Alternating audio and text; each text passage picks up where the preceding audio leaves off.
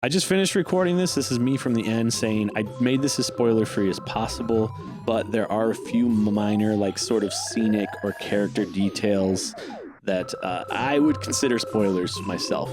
But, like, no major plot points, no twists, no whatever. Otherwise, mostly just critique of themes, visuals, etc. So, be forewarned.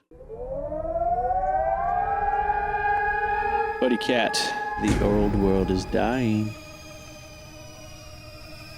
And a new one struggles to be born. Now is the time of monsters.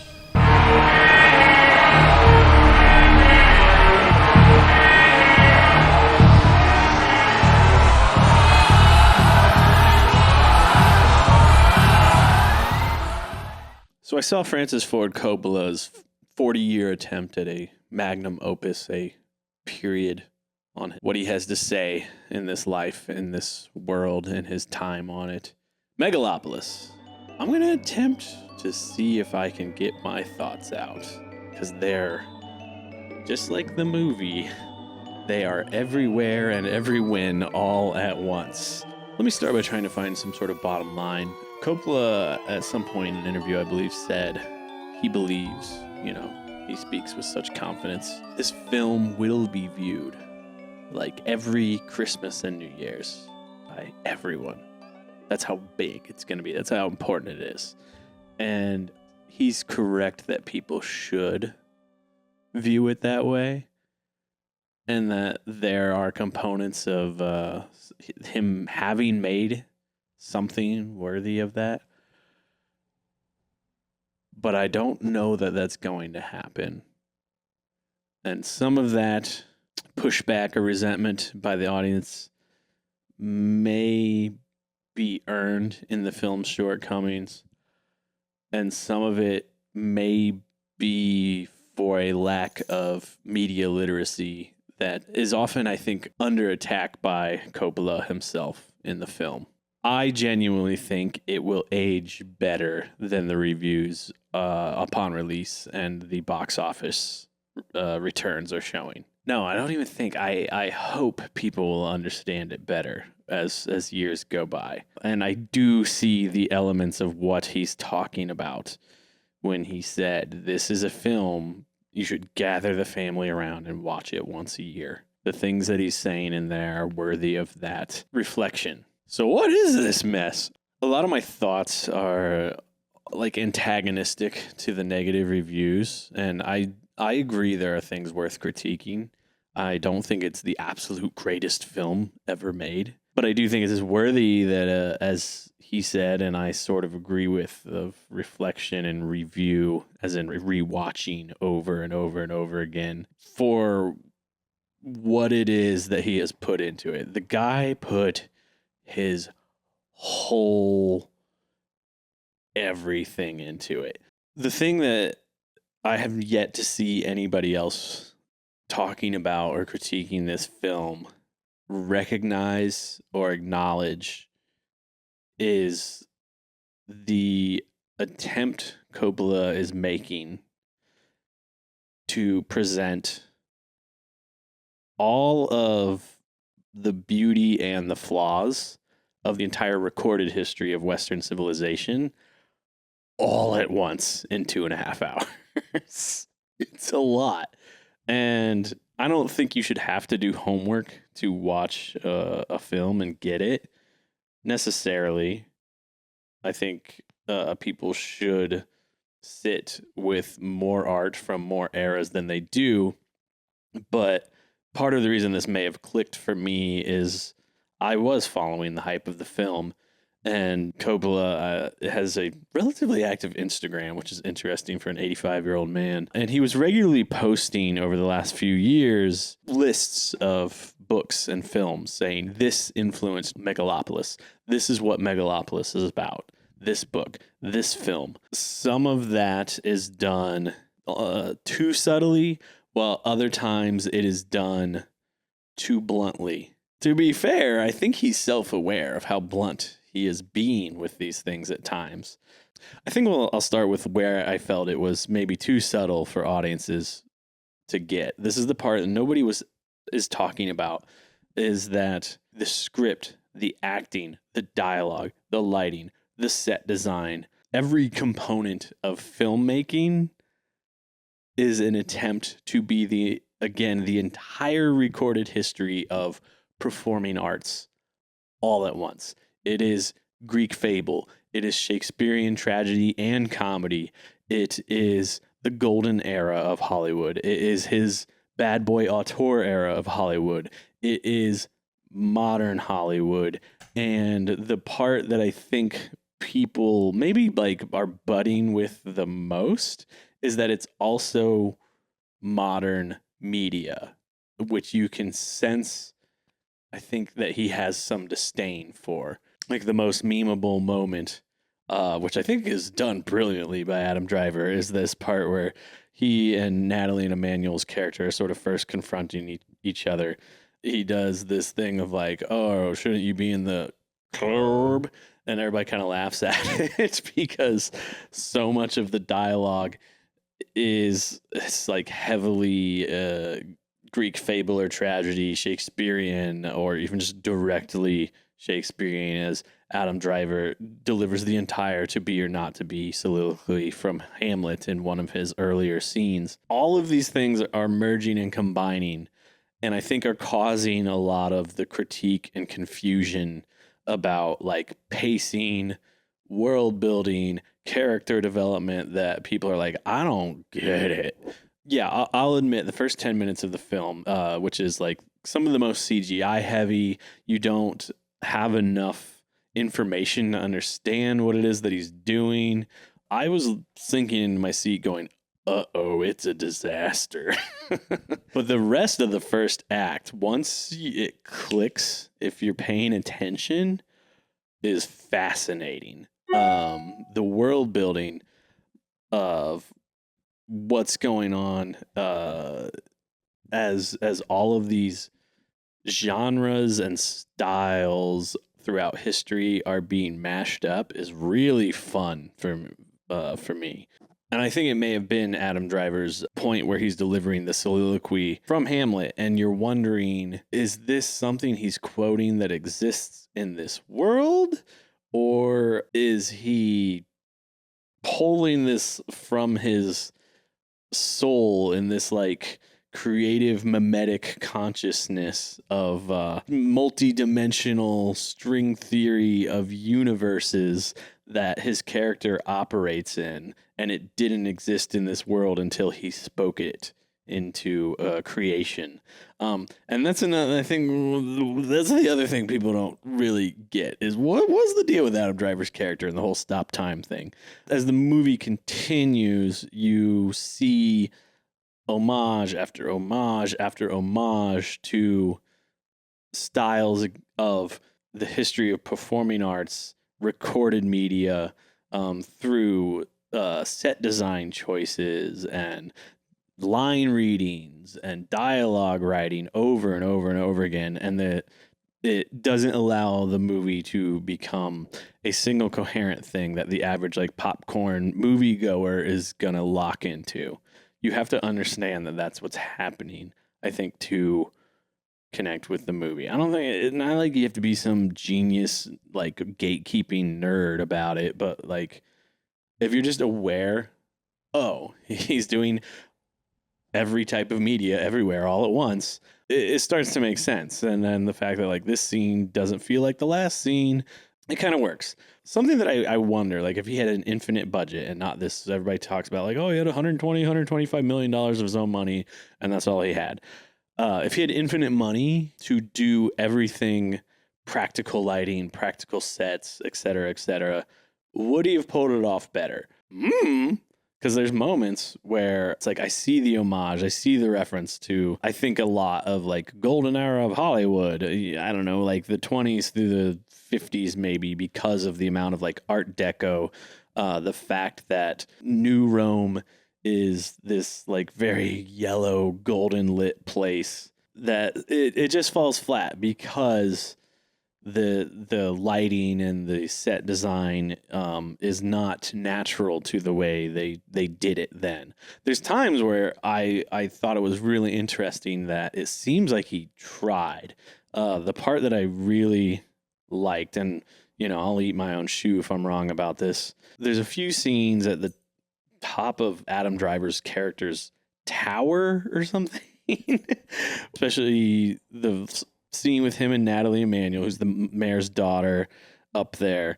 And it looks like this was shot similar to, for most people's point of reference, it'd be like the original Star Wars sets, where they built a practical stage of these really interesting looking props and girders and stuff.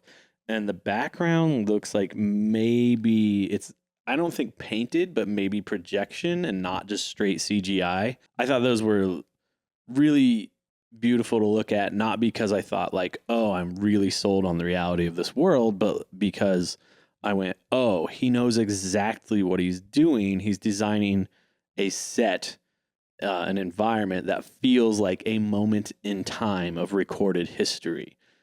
Because this film is a mashup of, again, all of known Western civilization is in the movie. There's a lot of moments like that are really interesting. And then there's the bluntness of metaphor throughout that is bizarre. It feels like him preemptively defending himself against a media illiterate audience who won't get what he's trying to say. The most obvious one, and I'll preface this by saying, because the film is also, I think, best viewed by letting go of any ideology. I think we all carry our like socio-political ideology into movies too often to critique them, of like, will this movie agree with my politics or not? I strongly recommend letting go of that before you watch this movie, left, right, or otherwise. But the metaphor where there's a character, he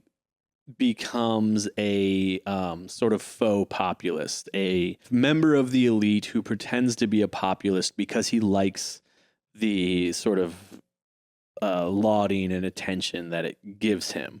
So there's a scene with this character in, I don't know, like the third act or so. He's riling up the poor folks that he is trying to get behind his movement.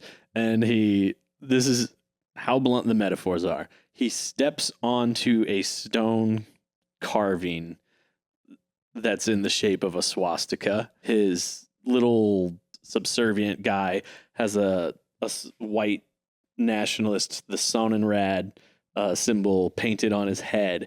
And then in the audience, you see somebody holding up a sign that says "Make Rome Great Again," because the city is New Rome, a mashup of the height of the Roman Empire and New York City. Yeah, right. I get what you're saying, buddy. That's the most blunt anything gets metaphorically about politics, economics, sociology, whatever. But throughout, there's a lot of moments where he does this. There's this quote off between, what's his name, Giancarlo Esposito and Natalie Emanuel's character, who are father and daughter. Giancarlo's character quotes Marcus Aurelius, like one of his most sort of stoic, just stay the path of the world as it is kind of quotes that I think Coppola could pull. And it's literally like this little competition. And he's like, well, my daughter is so good at quotes. Let's have her say some quotes as well. And she delivers two Aurelius quotes that are counter to that and more in line with her and Adam Driver's character's position. And they're like the protagonists of the film. They're the ones we're kind of supposed to be rooting for, which I'll get to later. So Esposito's character is the sort of status quo representation. We'd think of them as like the boomers who want to maintain the status quo in our real world.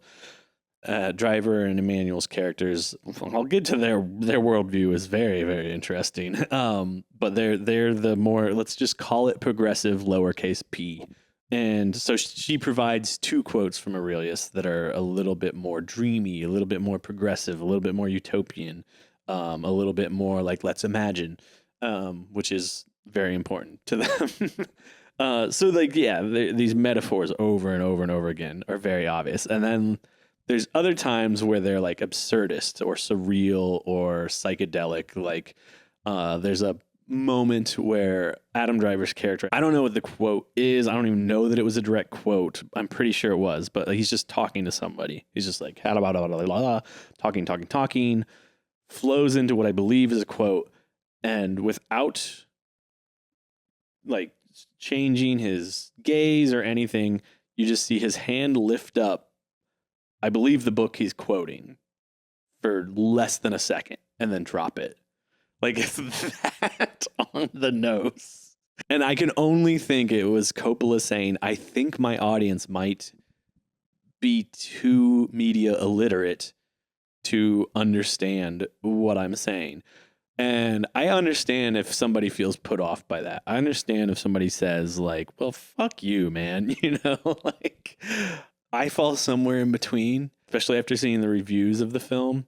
I do believe people just aren't getting it and are over relying on the movie's very real faults in production style to just wash their hands of not actually like reckoning with what it is that he's trying to say with the movie. Sometimes overly subtextual, other times way too blunt. And I felt the bluntness more than the subtext. Because again, once I got that, oh, he's doing this thing where it's every style of performing arts all at once, it clicked with me and I was along for the ride, and I loved that component of it. I loved dialogue, like slipping in and out of, feeling like, oh, we're in a like Greek like Lysistrata type play, to now we're in like a comedy of errors, to now we're in like a Woody Allen like romantic comedy, would all happen within like one scene. And I think he pulls it off. You can disagree. That's totally fine. I understand. It's not for everybody, but I thought no one's ever done anything like this, and no one's ever going to do anything like this ever again. So I'm here for it. As for what the film's saying, I found it to be quite blunt. I also did some of the homework. So I kind of could pull from some of the source material of his inspiration mentally as it was going. But like, I mean, right up front, there's narration by Lawrence Fishburne, which is a fun kind of wraparound that Lawrence Fishburne's first movie, he was 14 years old in Apocalypse Now, which is crazy. He's the narrator, and one of the opening lines is something along the lines of like, just questioning, when is a empire dying? How do we know an empire's dying? Is it this single explosive event, or does it happen over time? We just kind of don't even notice. And then there's something's happening visually that I don't recall, but to me it was saying we're being introduced to a dying empire, and it is both Rome and America at the same time. Got it. Get it. That's in the first 2 to 5 minutes of the film. Over time, Adam Driver's character becomes the protagonist, which is a little hard to follow. And it doesn't really click until, I don't know, halfway to 2/3 of the way through the movie that this guy truly is the protagonist. And I kind of respect that. I like that it's not as easy as like, this guy is a very good person and can never do anything wrong. We see a lot of complicated messiness in his backstory and his motivations that he is growing through as the film goes. And not to give like too many spoilers, but Adam Driver's character wants to build something called Megalopolis with this material he got a Nobel Prize for called Megalon that is capable of all sorts of like wondrous things. It's very cheap. It's easy to regenerate. It's safe, et cetera, et cetera, et cetera. So it's like a building material. It's used for healthcare purposes, and the rest of the world seems kind of weary of it. And it's like, it feels too obvious when I lay it out that simply, but it's not quite that way in the film. the key for me to understanding it was the first time the movie came on my radar was Coppola on his Instagram posting about some of the books that influenced the film. I'm going to grab the big one for me. Hold on. David Graeber and David Wengrow's The Dawn of Everything. I texted my sister right after the movie, and I found the original Instagram post where Coppola said this book and a couple of other Graeber books were influences for Megalopolis. And I was just like, and she also has read and loves this book. I was just like, God damn it, the son of a bitch did it. He made this book a work of fiction. So what is this? This is The Dawn of Everything, A New History of Humanity. It's a anthropological and archaeological exploration of human history, exploring other ways of living, I think is the key way to put it, to understand Coppola's message and Driver's character. So this book, it opens and ends with like questioning, why do we think what we understand as Western civilization from Rome to America is the only way for human beings to live at their height, at their best. And then everything in between can almost be thought of as like a outside of Western civilization, indigenous people's history of the world. That's where the archaeology and the anthropology comes in. It bounces all around the world, all around history and under-recorded history to explore societies that may have been much more egalitarian than our own Western civilization, which we here in the West, in America, we celebrate as the only best possible solution. So Driver's character is an architect who, as we learn more about what Megalopolis is, some of it's told very quickly, and it looks silly. It borders on camp. Like what we see of his vision is this sort of interwoven form and function of like the industry of man with nature, like living in harmony, is like what it looks like visually. And we get a little bit of the ideology of it as he rattles it off really quick at the end of the movie. He basically sort of spatters off this, if we have to put an ideology to it, like a sort of communist ideal. Rather than communist, I would prefer humanist, because in the other biggest component, and people are complaining about this in the film, is Driver has this ability to stop time. Time stop. And he can see basically this sort of like string theory, multi-dimensional, everything everywhere all at once. He can see all different paths diverging. He can see the future. He can see the past. And that's why this world works. It's like he's living in the dimension where a lot of the timelines have merged. Or what if it's the timeline where Rome did go longer, but then everything else about America did come in. So he has this ability. And there's a character, I forget the actress, but his mother mentions just kind of off the cuff at one time, like, wow, there's actually this belief that like there's 11 dimensions. So he's the one who can see in 11 dimensions. And Natalie Emanuel's character is the one other person who can see that. And all of this, like, you can talk about all this, like, I don't know, physics and math and all this stuff about like time. You could argue about all this stuff forever, but like what it boils down to is these two characters have the imagination to dream of a world beyond any previously recorded history or ideology.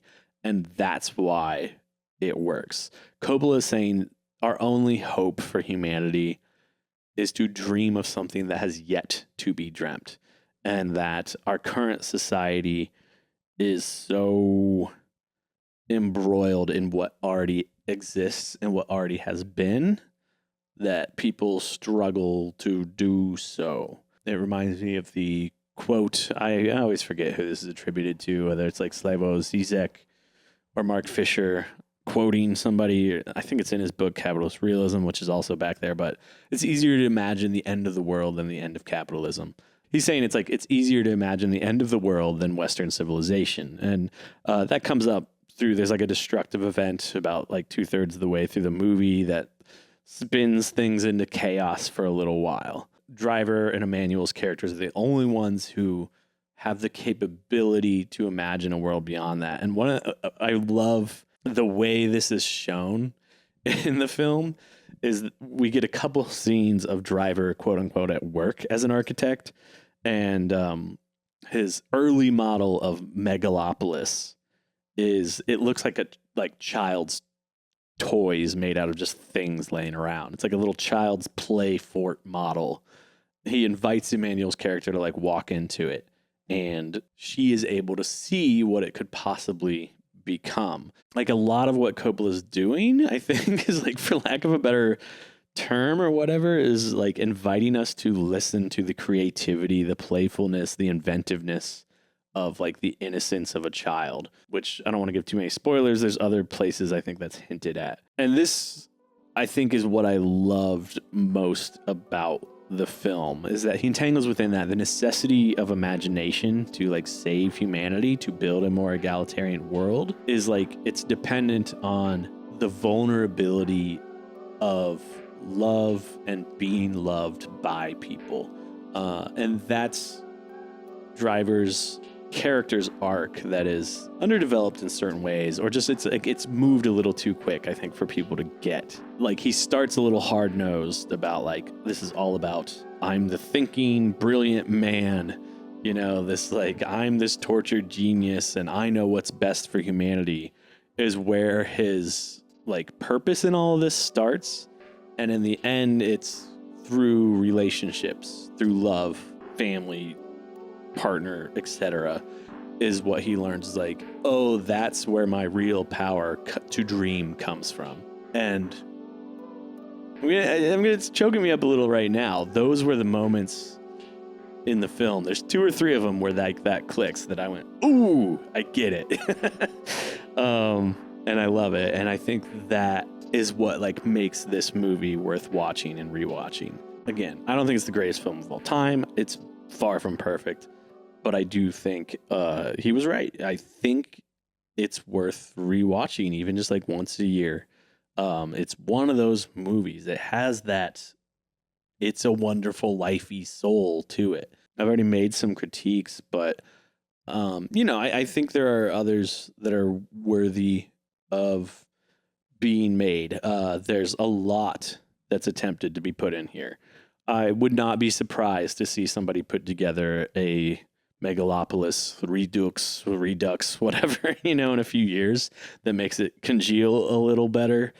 I've mentioned like the shortcomings of using a sort of middle tier budget to attempt to recreate things that just really require a lot of practical effects, a lot of set building, a lot of staging. That's our modern sort of like use of CGI, use of sound staging has not quite matched that. And you just need the budget to go do it like he did Apocalypse Now and just go be in it, So that falls short for sure. There's the push and pull of whether he respects the audience or not is also, I think, worthy of critique.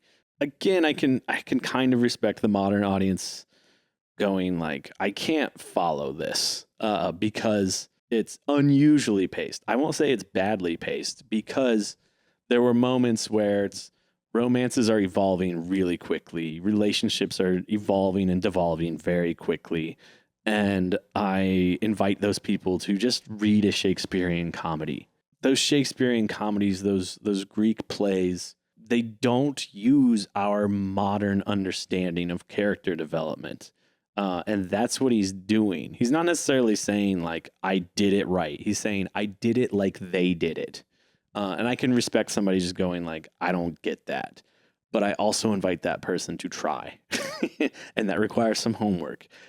But at the same time, should a movie require homework? I don't know. I'll also note back to like the first 5 to 10 minutes where I was like, it might be a disaster. A lot of that had to do with CGI. Like, if you watch the trailers for this movie, those are the absolute worst frames of the movie. There's a really, really tacky CGI moment one, it's bad CGI. Two, it's one of the moments where he's doing the metaphor extremely bluntly. It's the only time we see how the other half lives, aside from the upper tier New Romans, where some characters go into the other world, where the pores are, and there's like a statue of Lady Justice, and she falls over tired and like drops the scales or something like that. And that's in the trailer, and it's one of the tackiest metaphors. It's too on the nose. The CGI is bad. I get it. If that's what you see and you go, that's this movie, it's pretty bad. Like I don't think that kind of stuff needed to be in there. So like anytime there's CGI moments like that, I get it. It's not good. I invited a friend to come see it with me, and I explained to him like, oh, this is Francis Ford Coppola's like attempt at a magnum opus. He's been working on it for 40 years, and he didn't know any of the backstory, but he watched the trailer before deciding whether he'd come with me or not. And he's like, I don't think so. And I'm like, I get it. They did a really bad job on those trailers. It does not tell you what the film is. It pulls all the worst looking parts out of it. There is too much stuff. There's things that are sort of him trying to say something where I'm like, I get it, and that's a fun idea, but it's too much for this movie under its current cut. You need more to make that relevant, or you need to let it go. One of them is there's this idea of the society has, what do they call them? Like Vestal virgins or something. And it involves like a sex scandal, and oh, this girl's supposed to be a 16-year-old virgin, but they have this big spectacle Coliseum moment that's like at Madison Square Garden, but it's also the Coliseum. And all these old, gross, rich men are bidding on keeping this woman a virgin. And then she sings a pop song. So it's this very obvious look at like Western civilization has this obsession with women's purity, but is also titillated by it, and it's gross. I get it, but it doesn't fit in the movie. I thought it was clever. I thought it was an interesting critique, but it didn't fit. Stuff like that's all over the place. I get it. That's a lot to take in. Maybe not for everybody. I don't know if this was coherent. I don't know if this was useful. I don't know if I'll even do anything with this. I just felt I've been almost like dissociated for 2 days since I saw it because I'm so wrapped up in thinking about it. And I think that alone is enough to invite somebody to experience this. We owe it to ourselves to just like be present with something that can do that to us, whether it's a masterpiece or not.